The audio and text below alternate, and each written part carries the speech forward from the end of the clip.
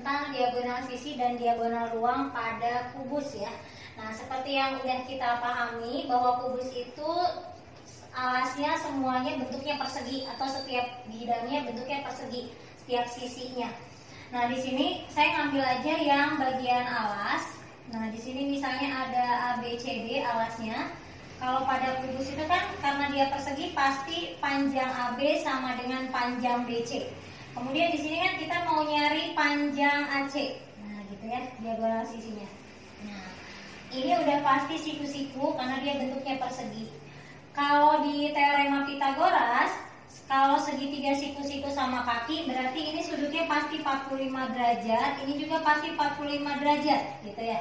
Terus perbandingannya pasti ini 1, 1, di sini akar 2. Nah, sehingga kalau misalnya di sini diketahui panjang AB-nya 10, berarti panjang BC-nya juga 10. Nah, nanti panjang AC-nya itu tinggal ditambahin akar 2, berarti jadi 10 akar 2, gitu ya contohnya. Nah, itu diagonal sisi. Jadi udah paham ya.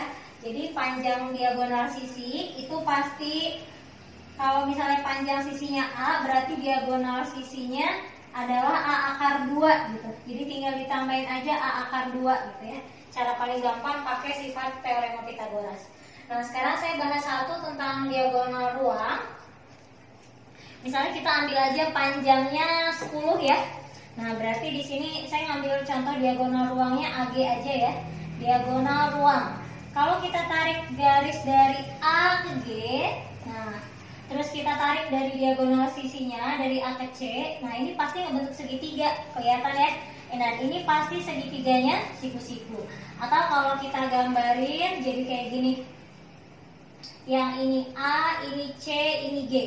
Nah, gitu ya. Tadi kita udah dapet AC-nya itu 10 akar 2. Nah, CG berarti panjang sisi kubus misalnya 10 juga. Nah, berarti cara nyari AG-nya bisa pakai diagonal, bisa pakai triple Pitagoras. Nah, dari rumus Pitagoras kita dapat AG kuadrat sama dengan AC kuadrat ditambah CG kuadrat. Di sini AC-nya kita masukin angkanya 10 akar 2 dikuadratin ditambah CG-nya 10 kuadrat. Nah, 10 dikuadratin berarti 100. Akar ketemu kuadrat tinggal hilang aja akar sama kuadratnya. Bisa kita tulis di sini 2 ditambah 10 kuadrat 100. Dahulukan perkalian. 100 kali 2 berarti 200 ditambah 100. Berarti kita dapat AG kuadrat itu sama dengan 300. Untuk ngilangin kuadratnya kita bisa pakai akar. 300 itu berarti 100 kali 3. Nah, akar 100 berarti bisa dikeluarin angkanya 10 atau jawabannya 10 akar 3.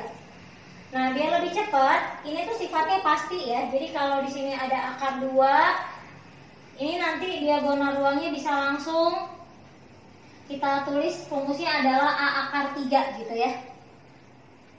Kalau secara general tinggal kita ganti aja. Kalau misalnya di sini A, di sini A akar 2, berarti di sini pasti A akar 3 gitu. Nah, gitu ya. Nah, itu untuk sifat tentang diagonal sisi sama diagonal ruang. Jadi kesimpulannya diagonal sisi kubus A akar 2 dan diagonal ruang kubus adalah A akar 3. Ya, oke. Sekarang kita lanjut tentang bidang diagonal. Nah, bidang diagonal pada kubus itu sebetulnya dua buah diagonal sisi yang saling sejajar, kemudian kita hubungkan. Nah, di sini yang pertama saya ngambil diagonal sisi AH bagian samping sama bagian samping yang sejajarnya berarti BG. Ini tinggal kita tarik garis aja gitu ya. Nah, terus kita lihat ini ternyata ngebentuk sebuah bidang. Bidangnya adalah ABGH gitu. Nah, ABGH ini berarti dia adalah bidang diagonal dari kubus. Ada berapa banyaknya bidang diagonal? Jawabannya adalah ada 6 ya. Ini udah saya gambarin semua. Nah, yang kedua gitu ya. Yang tadi AH berarti lawannya dari AH yang bertolak belakangnya berarti ED gitu ya. ED sama FC ditarik bidang, nah dapat bidang DCFE. Nah, itu bidang diagonal juga. Kemudian dari bagian depan kubus ya, EB sama HC ditarik garis dihubungkan, ini juga dapat bidang diagonal EBCH.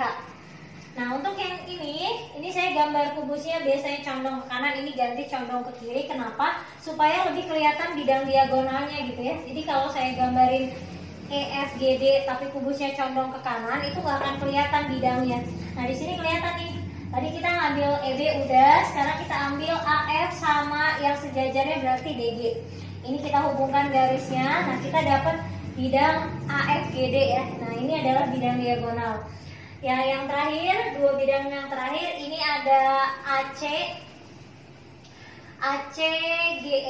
ya, dari diagonal sisi AC sama yang sejajarnya EG. Nah, terakhir ini ada bidang diagonal BDHF. Nah, ini dari diagonal sisi BD sama yang sejajarnya HF.